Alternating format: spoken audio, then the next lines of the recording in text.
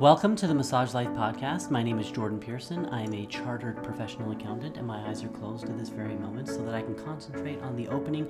We're here with the wonderful Melissa Pearson, a registered massage therapist. She is my wife. She is fantastic.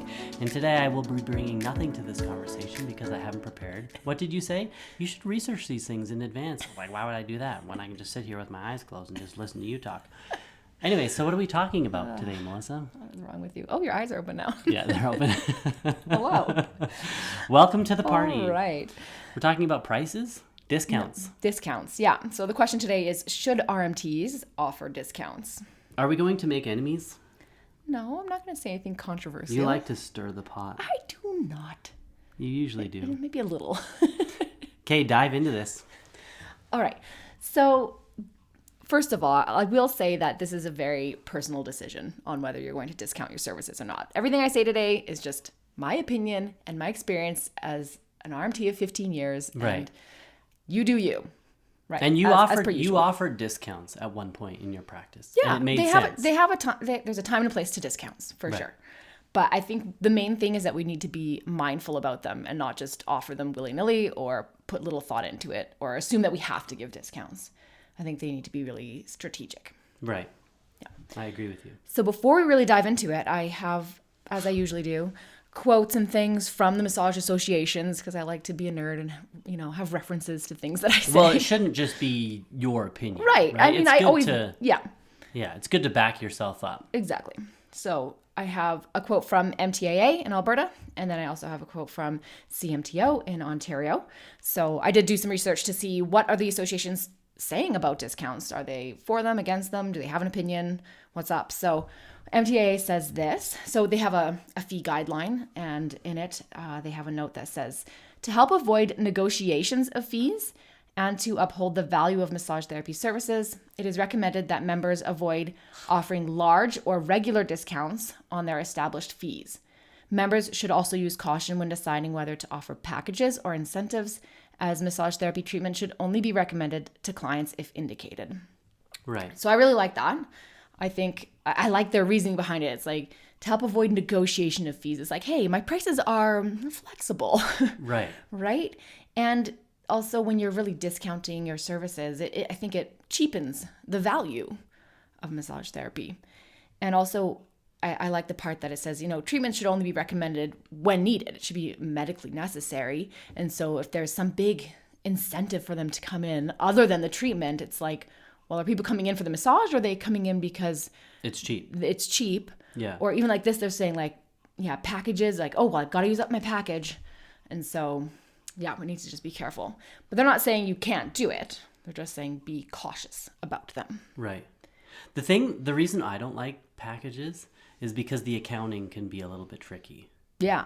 Right? Because if someone, let's say for example, if someone buys a package for 10 massages at the beginning of December and they pay $1,000. So $1,000 for 10 massages, and then they only use 2 of them during the month of December. Well, now you have to record 2 sales in that year, and then you're going to have unearned revenue on your balance sheet for $800 that you're going to have to defer to next year or when they eventually get used up. It's like a gift certificate, like a credit of some kind. Right. Yeah. So it's kind of an accounting nightmare. Right. It's not a nightmare. It's just piddly. Yeah. Just pain. Yeah. You think the accountant wouldn't be complaining about these things? I mean, the accounting is easy. Like it's fine, and I enjoy doing the accounting, but I don't know. Well, it's just one more thing to keep track of. Right. And I really don't like the idea of packages or memberships. I especially am not a huge fan of memberships. So memberships are where it's every month you're taking money from that client. And I know a lot of big chains will do membership model, and it just seems really salesy to me. And again, it should only massages should only be recommended when needed. And so people are like, oh, got to use my massage for the month. And even if I don't need it, it just doesn't seem right. Right. Interesting. Okay. Yeah, I think there's also, back to packages, there's also a problem what if the therapist goes on mat leave or moves, or what if the client doesn't want the services anymore, or they move, or there's just like a lot of, you need to really set your policies very clear on the outset. Will you give, a refund if they don't want it anymore? Or I don't know, just so many messy things about it. Right. And then you have to be careful with receipts As far as the receipt with your registration number on it can only be given at the time of the service for insurance reimbursement. You can't give that all up front. Right. People have to know that. And we talked about this in our last episode when we talked about gift certificates, didn't we? It's a similar idea. Similar idea. Yeah, exactly. Yes. Yeah. Yeah. Yeah. So that's some stuff that MTAA said. I'll also read what CMTO said. Theirs is also about raising your fees. So it's about fee changes in general. So whether you're increasing your fees, across the board, or if you're decreasing your fees for a discount. So they just said RMTs should use their professional judgment to ensure fee changes do not compromise care or put the reputation of the profession in disrepute. This includes careful consideration of how rates and fees are set, advertised, and promoted. Right. Great job on pronouncing that word, disrepute. I was like, how do you say that? You were worried before the start of the podcast. It's like, oh no, the word's coming up. Can't I do could it. see your anxiety levels increasing. Heart rate's going. Yeah, it's like, don't mess it up, don't screw it up. Yes, disrepute, which means what? Well, what they're saying is they don't want our profession to be, like, the reputation to be disputed. It's like, oh, Yeah, to be damaged. What are they doing here? Like, this seems sketchy. Yeah. Right. It almost makes me feel like a car salesman or something. Like, hey, we have the 50% off deal this week. And Right. I don't know. Just, does your doctor discount their, I mean, not that we're in Canada, we don't pay when we go see the doctor, but, they don't discount their fees. Or have you ever seen our dentist Never. give a sale? Is there ever a dental sale? I mean, I'm sure those exist, but I've never seen that. I've never seen those. I wish they did because dental fees suck. Yeah, it does. It does. It's like, oh, you want my right arm for today's service? Okay, here you go. Right. Oh, and my child? Okay. Right. Like, it's so expensive. But yeah, like, we want to be seen as professionals, and so I think we need to be careful when we do sales. Yeah. Right. Careful consideration. I like that phrase. Okay, so the main thing about discounts, if you're going to do them, is they should have a clear strategy. You should be clear about why you're doing it. Right. So there are times when discounts aren't a solid business decision. So one of the reasons is you just don't know how to market your practice. So you can't figure out how to properly, advertise and stuff. So you're like, I'll just throw a sale out there. Okay. So it's not really Just trying to attract new people. attracting new people, but there's Right. better, more effective ways Okay. to attract people. Now, that's something that you did, though, when you set up your practice. What? You offered a discount to first-time clients. Yeah. So when I first started on my own 4 or 5 years ago, I decided to do $20 off for new clients. And the main reason I did that was I was scared of setting such a high fee because I needed to charge more as a mobile therapist than a clinic Right. to compensate for my travel time. But as a frugal person, I saw that dollar amount and it freaked me out. It wasn't really a good decision for me because I shouldn't let my, financial weirdness affect my pricing. Right. But I did a little bit, and I just wanted to make massage accessible, and I wanted to figure out a way how to build my practice because I was really starting from scratch. And so yeah, I offered $20 off for new clients, and I think it was actually a great thing to do at the beginning. The problem is I didn't have an end date for that. Mm-hmm. It was an ongoing discount, and I think I did it for like 2 or 3 years, like something insane. And the most hilarious part about it was most of the time people didn't even know that I gave that discount. And so I'd go to leave and I'm like, okay, your service is going to be like $80 today. No, it was 90 because you started it's charging true. 110. 110 was my so fee at the 90 time. was the discounted rate. So I remember $90 plus the GST. Right. And so they'd be like, "Oh, really? Oh, I didn't know that." Like, they had no idea. They didn't care. They were willing to pay the full price. Right. So why did I discount it? Right. Plus, most of them had insurance benefits anyways that would have covered the full amount. Yeah, so it's they just didn't care. They didn't really care. Right. And so I don't know why I just continued to do it. Part of it was because I had that discount on this postcard that I really distributed throughout the community. So I had a postcard size advertisement about my business, and on there it said $20 off for new clients, and I had delivered them door to door in the neighborhood. I had put one of them up at the library. I had included them in these welcome to the community baskets that a church was putting together, and they were out there in the world. And I was worried that, well, someone's gonna book an appointment and be expecting this discount. And you would honor that. Exactly. And Right. that's what I eventually decided. Even today, if someone... Sure. If Yeah. someone was, oh, I have this flyer. Sure. Is it going to be $20 off? I'd be like, yeah, it's fine. I don't care. It's only $20. I'm not going to lose sleep over that. It doesn't Right. matter. Right. And so that's why eventually I said, it's fine. I can just, and obviously I don't continue to distribute those postcards, like threw those in the garbage. But yeah, I just continued it for too long. What I should have done is had that deal for the first 2 months, 3 months, maybe even 6 months. But anything past 6 months, I think is crazy. Yeah, so on your flyer, there should have been an expiration date Exactly. saying this is valid, Valid until February or whatever. Right. Yeah, Yeah. exactly. So this is how you learn things though, right? Learn it the hard way sometimes. Right. The other thing that might be a bad business decision for discounts is offering too many discounts. So you have a discount for this, a discount for that, and pretty much all of your services are discounted. So that's not a good idea. Also, discounting too deeply. If you're doing something like a 50% off coupon, also I did do 50% off one time. There was one, Oh, yeah. I had been operating for 6 months and my daytimes were slow. The evenings were booked up and busy, but the daytimes were slow. And so I put a sale out there that was, hey, it's my half birthday. You can get a half off massage this week just during the daytimes. Well, That's crazy. My phone was going nuts. People were calling. I would have taken the day off work. Yeah, Yeah, a $55 massage. Yeah. Yeah. And so people were going crazy and I booked all those slots at half off. And maybe it wasn't a terrible idea because honestly, it was probably 6 or 7 appointments or something. It wasn't like I did 100 visits at half off. It was a small handful of people. But I'd be curious to look back and see, did any of those people rebook, or were they just like, hey, cheap massage? I don't know. Yeah, well, we were talking about this earlier today about the mutual friend that we have. And he was talking about a massage therapist. And he never sees anyone twice.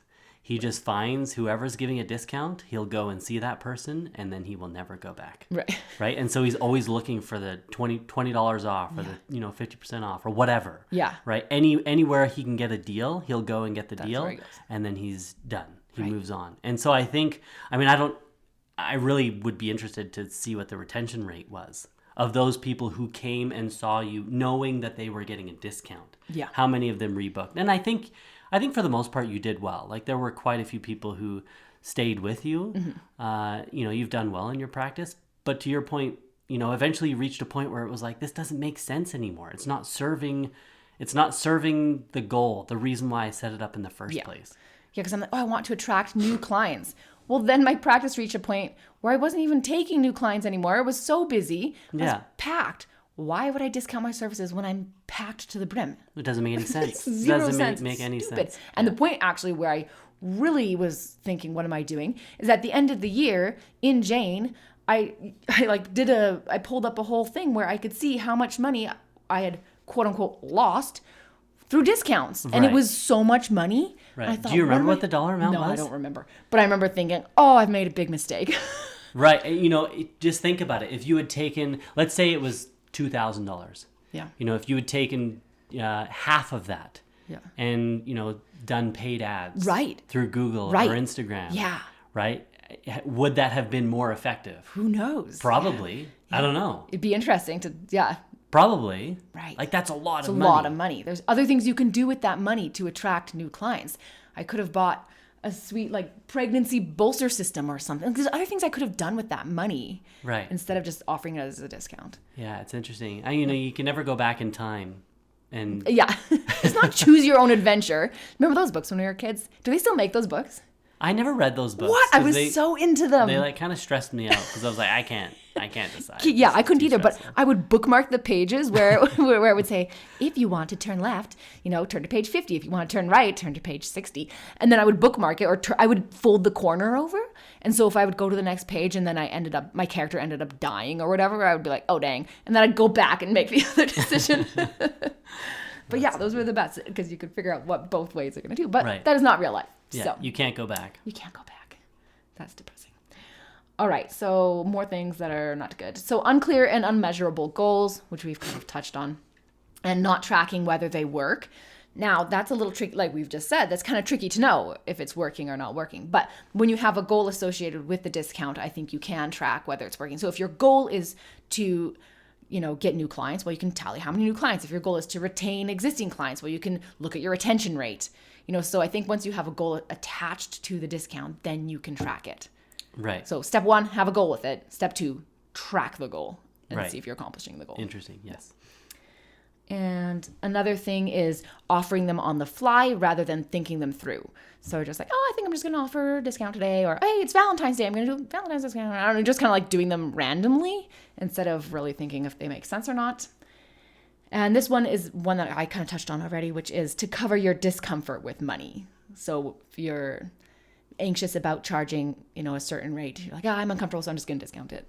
It's not a good reason to have a discount. Right. Also, assuming you have to have a discount because you're new. So just because you're a fresh practitioner right out of school doesn't mean you need to charge some low amount, because you're still a professional, you've done all the training, you don't need to discount your services. Although, again, having a short-term, 10% off to see our new practitioner, you open a clinic and you have a new practitioner there, maybe having a small discount for the first couple weeks that they're there is fine. But again, even that though, like I think about all of the massage therapists that I've seen over the years, I can't tell you how many of them I've gone and known how long they've been working. Right? Like, have you been practicing for a year or 10 years? I don't know. I don't look that stuff up. Right? And I would never, think to myself, well, you've only been practicing for a year, so I should get a discount. Right? I would never expect that. Yeah. Right? You're a massage therapist. This is the work that you do. Yeah. You've done the schooling that is required to be able to charge whatever the market rate is. Yeah. And so charge whatever the market rate is. Why are you discounting yourself? unless you're a student and you haven't graduated or something. You suck.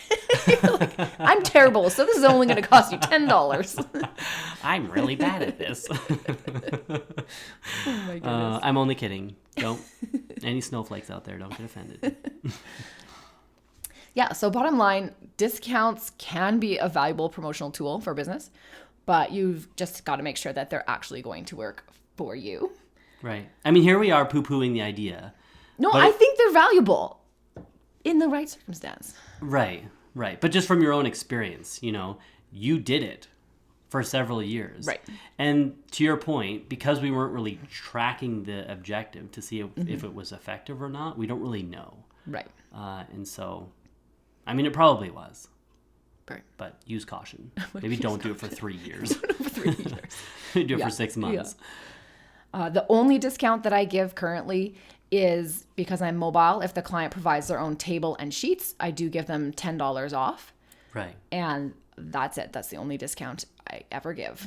Right. And even when I have families where, a husband and wife or whole family with kids or anything, I don't do back-to-back discounts. It's regular rate. So whether I see one person or 10 people You at used one to house, discount that, didn't that you? is a discount I also used to have. I started at 15%. And this is the crazy part too. I used to stack discounts. So if it was a husband and wife, you would each get 15% off and you would get $20 off. It was That's ridiculous. stupid. It was so dumb. Yeah. I should have at least said you only get to have one discount. Most Right. places are like that. Right. You can't combine offers. That's on the bottom of every coupon I've ever seen. Right. You can't combine offers. So yeah, that was ridiculous. But now I just charge same rate. The only other discount that I think might be valuable as well is if you're offering a new modality. So say you just got your cupping certificate, maybe you offer a discount for the first 2 or 3 weeks of, so people can try it. Might be a good way to introduce people to it. Okay. It's an idea. I didn't do that though. Once I started. I mean, well, that kind of goes against... At the same time though, I don't charge extra for cupping, so that's why I didn't do it. Yeah, and when it kind of goes against what I just said about how, like, if you've done the training Right. and you're skilled in using that specific modality, Yeah. then charge what Right. you should be charging. Exactly. Don't discount yourself. So true. Yeah. I recently went to a practitioner who does like a gua sha facial add-on to their regular appointment. And same thing. I wasn't like, and she had only recently done the training for it. I didn't think, oh, well, you're new at this, so it should be cheaper. I didn't think that. Right. No. In fact, I was like, oh, I'll charge me more. This is more. This is excellent. Like, Yeah. I was excited to try new modalities. So Right. yes. This is interesting. So are you done? Yeah, that's all that I had. It's just an interesting, like, I think, just the human psychology behind this. I think all too often we really discount ourselves. We put ourselves down. It's not called imposter syndrome, but kind of that same, well, maybe it is. It's right? just low self-esteem. Yeah, it's like, I'm not good enough, right? And I think, I think that can be really damaging. Right. If you've put in the work and you are skilled at what you do, look yourself in the mirror when you get up and say, I'm good at this, right? I have value. Yeah, I have value. I'm a skilled, trained, professional massage therapist. This is the rate that I charge. And own it, girl. Speaking of girls, it actually is scientifically a thing that women struggle with more, is having confidence, especially around money. There's a lot of, not to stereotype people, but there's a lot of cocky men who are like, yeah, that's not much you charge. Fake. Like, it's fake. well, deep down, we're all crying inside. Yeah. Right. So I think as women, we sometimes put ourselves down in that way. At least I do. And so it's something I need to work on for sure. Learning my value. Yeah. Yeah. I think. Oh, speaking of learning my value, we need to talk about what happened last week. What happened last week? Well, last episode, we talked about having negative feedback.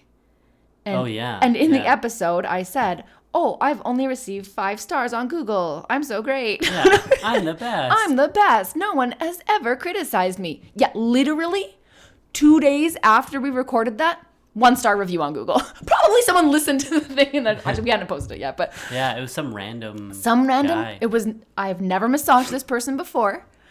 Don't know who this is. And they left a 1-star review saying, I wish they would pick up the phone or return phone calls. And I was like, excuse me? Like, my heart dropped when I saw it was only 1 star. I thought, what is this? Right. And so I was like, actually, this is good. Now I can practice, all the things I was preaching on the podcast. And so I wrote actually, the first thing I did is I waited to respond, because we talked about that, about waiting to respond until you're not upset about it. And I just gave a nice response that was level-headed, and it gave me an opportunity to say to them, well, first of all, I don't have any missed messages, so I don't know if it's even legit, or if they got me mixed up with another business or something. Right. I don't know. Did you pull it up? What I said? I pulled it up. Okay, so you could read it. The individual said, "I wish they could pick up the call or return a call back. I wish they could pick up the call or return a call back." It's kind of weird how they wrote it, but whatever. And then you responded by saying, "Hello." That's it. You just said hello. No, you said, "Hello. Thank you so much for reaching out. We are sorry for your experience. Would you be able to let me know when you have left a message? I don't see any missed voicemails or emails, so I'd love to look into this issue so it can be resolved." Like, kind of blaming myself almost. Oh, like maybe this is some error with my phone or something. Right. Like, I think you took the advice in our podcast and you applied it very well to this situation. Because I didn't just call them out and say, you haven't left me a voicemail. Like, I didn't get mad at them. Right. Even though I don't think they did leave a voicemail. So you go on to say, "It can be difficult for us to pick up the phone because we are often in treatments with clients. We do offer easy online booking so you can book yourself in at your own convenience. Please let me know how I can help you, as we'd love to make this right. Thank you." And I have not heard back. I've been trying to pick up every phone call that comes through. Right. But I'm not going to call back a missed phone call that doesn't leave a voicemail, because I get so many spam calls. Right. That's usually just a telemarketer. But I found this guy and I beat him up. Oh, did you? Yeah, I slashed his tires. Oh, yeah. Nice. I'm kidding. I did snoop his other reviews. You can see what other reviews someone has he's left. He's a local guide. Yeah, he reviews a lot of people. A lot of them are negative. He leaves a few positives, but there's a lot of negatives, and they're very petty. Like, the service was slow. 1 star. It's like, calm down. Right. Calm down, princess. Yeah. So I was kind of mad for, ruining my 5-star streak, but it's fine. I actually read somewhere that having a few 1 stars or whatever actually helps you rank higher because it looks more authentic. I don't know if that's true or not, but right. Again, what I said, your reviews matter for future clients. So someone I do that sometimes if I'm like, ooh, this thing has 1 star. I wonder what they said. Because it's usually something petty and dumb, and there's some like Karen complaining about things. And so it's kind of funny to read them. So it gives future clients an opportunity to see how I respond to that person's complaint. So I think it's... No, I think it's good. Yeah. It was just so ironic. I was like, this is hilarious. And to your point, I think it has ranked you higher, I don't know. I have no idea. right? Because now if I Google massage near me, you come up really high. Like after the ads, you're the second one. Weird. Sweet. Well, whatever. Thank you, random guy. Also, sometimes we share embarrassing stories, and I had an embarrassing experience. You did? Have you shared this with me? Yeah.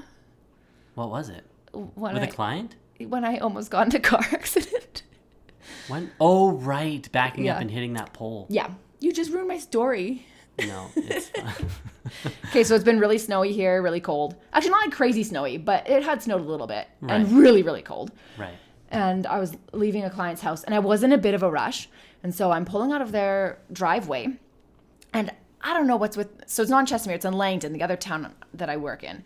And they don't have sidewalks. They have these weird, some of the streets have these weird moats as though this is a castle. I'm like, why do you have a moat? Like, are there alligators in there? Like, what's the point of the moat thing? Right. Like, I don't get it. It's like a little ditch. And so I'm backing out and I just start turning because I think I'm at the end of the driveway. I look behind me and just everything's white. I don't know where Are they I am. on? No, this is in Langdon. It's so in they're not Langdon. Like, okay. No, interesting. so I turn the wheel and start, turning to leave, and I start hearing this like sound. I was like, ooh, that's bad. I should stop. And so I put on the brakes and see, oh, I have hit something, and so I just kind of pull forward again and come around, and I see that I've hit this little pole with a flag on it, and it's like bent to the Right. side, and I see that the reason it's there is to block you from falling into the ditch. So it served its It purpose. actually saved my life. Yes. Right. I mean, it's not a huge ditch, but it would have been really bad. I would And have there was definitely someone needed to get shoveling towed. their snow across the street looking at you Yeah. like, who is this idiot? Yeah, they were just staring at me. I was like, I so love I that didn't. they just stopped and stared at you. It was very embarrassing, and so I probably should have parked the car and gone inside, talked to my client because I bent their pole thing. Right. But I was so embarrassed that I was like, bye, drove away, and then I messaged when I got home. I text my client and I say, sorry, I think I bent your pole outside. And then I said, obviously, that I would pay Right. to fix it. Right. I was like, if I broke it, I'm so sorry, I'll fix it. And she's like, it's fine. Like, she's like, I'm always afraid someone's going to fall into that ditch, whatever, like, not a big deal. And then she messaged me again later in the evening and she said, oh my gosh, I saw your tire tracks. 'Cause I don't think she understood fully what Yeah, I had done. right, And she was right. like, oh, you really almost fell into the ditch. I was like, I am an idiot. I am Oh, that's so sorry. Funny. That's so So funny. it was a good laugh. Yeah. It was Yeah. very embarrassing. Good times. You survived. I lived, and the car only got a little scratched. A little paint got removed. It didn't get dented. I was surprised. Yeah. I mean, this is why it's good to not buy nice things, True. right? You're just like, who cares? I was like, whatever. Yeah. But although, remember when we bought our first car and we had it maybe a couple days and you had backed out of the garage and you hit an electrical box. Like, the green electro box? You remember this? Yeah, good thing that didn't start like a fire or Yeah, something. you backed into it and bent the crap out of it. That's what I do. And then there was I this- just backed straight into it. Like Yeah. I wasn't even turning the wheel. And then Like, there I was don't know this, what was wrong with me. yeah, there was this big dent in our brand new car. I was like, oh, freak, man. And from that day on, we just vowed never to buy anything nice. I feel like you bought me flowers after that happened because I felt Like, you should've bought me I know. flowers. I felt so bad, and then you were like, "It's fine," and then you bought me flowers. I probably didn't buy you flowers. No, I'm pretty sure. Really? You did. Like the first and last time I ever bought you flowers? Now I just buy myself flowers. Yeah. You buy enough. You have enough plants in our house. Yeah, You I've don't gotten need over more. buying flowers, and I just buy plants because Flowers are they stupid. last longer. Yeah. Yeah. Anyways. You taught a course on Saturday. Yeah. The Art of Mobile Massage in Calgary. In person, yes. In person. Which is always confusing because our business is called the Online Wellness Institute, but Yeah, we're probably gonna veer away from that. veer away from online? No, from in person. Yeah. The in person Right? is really fun. I like it, but it's stressful because you have to make sure you try to get enough registrations and Right. people have to travel and it's just veering away from what we originally wanted to do. Right. So I think we should focus on what we do best Right. online. And so you're gonna take that course and put it online. That's the Yeah, plan. I'll take a version of it and put it up online because I've had a lot of people ask if either I'll be offering it again or if there's an online version. So I'll make an online version of it. Right. Yeah. Love it. Okay. Anything else you want to say? Any call outs? Anything else you want to say about discounts? No. if you want a discount on a course, use the code podcast. Well, for real. Yeah, I was thinking about that as we were talking, because I've seen some other course providers and they will offer discounts randomly. And I just, for whatever reason, I just don't like that. I just don't know that it makes sense. Well, you do have a reason, and I like what you've said about it, because the difference between offering a discount on a massage is you can go more than once. But the thing about offering a discount on a course is you're only going to take the course one time. And so discounts on courses feel kind of sketchy a little bit, because for the people who have already purchased it, and then 1 week later it's discounted, they're like, hey, rip off for me. Right. Or we've had people email us and say, hey, I bought this course, but then I just noticed that I got a discount code for 25% off for, whatever. And can you give me like a refund for the discount? And I always will. Yeah. Always will. Right. But again, there's going to be some people who don't send the email. Yeah. And then they just feel kind of yucky inside, because it's like, it's something you only buy once. Yeah. Right. And so when we launch a course, we always have a discount at the beginning. Like an early bird one. An early bird pricing, whatever. And then after that, like, we have some discounts floating around, like the podcast discount, 10% off. Like, some of the associations will have, discounts for their members. But other than that, we don't really do sales. It's like, the price is the price. And you don't have to worry, should I wait? Is there a sale coming up? It's just like, no, the price is the price. Like, I don't think, it's just the type of product doesn't make sense to have, like, random discounts here and there. Yeah, anyways. Right. And we've really tried to price them in a way that makes sense. Right. Like, they're not expensive courses. Right. The ones that are expensive because they're longer courses. Yeah. You get more credits. We've put tons of effort into them, and you get more credits. So you're getting more out of it. Right. Yeah. Exactly. Anyways, so not to put down anybody else. No. Right. But it's just like, I have the soap company that we run. Right? I'll have discounts all the time.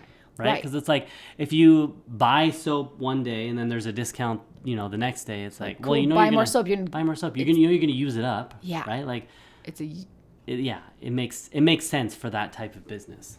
Right. Anyways, we're going off the rails a bit. Okay, we'll end. Bye, guys. See ya. Love ya. Thank you so much for listening. If you'd like to stay in touch, you can follow us on Instagram, Facebook, and TikTok. We've included the links to these in the show notes. Also, be sure to check out our website, onlinewellness.ca, if you need any continuing education credits. All of our courses have been approved by massage associations across Canada. Anyways, we'll catch you next time.